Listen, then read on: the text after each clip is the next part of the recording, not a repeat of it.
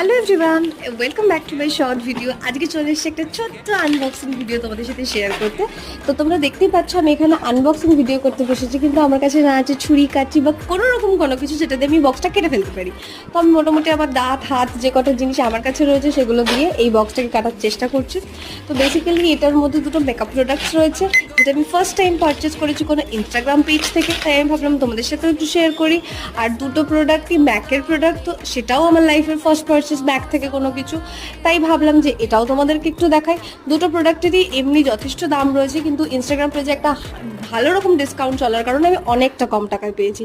তো তোমাদেরও যদি কারোর এই ধরনের প্রোডাক্ট কেনার ইচ্ছা থাকে বা তোমরা যদি জানতে চাও, তাহলে তোমরা আমাকে মেসেজ করতে পারো।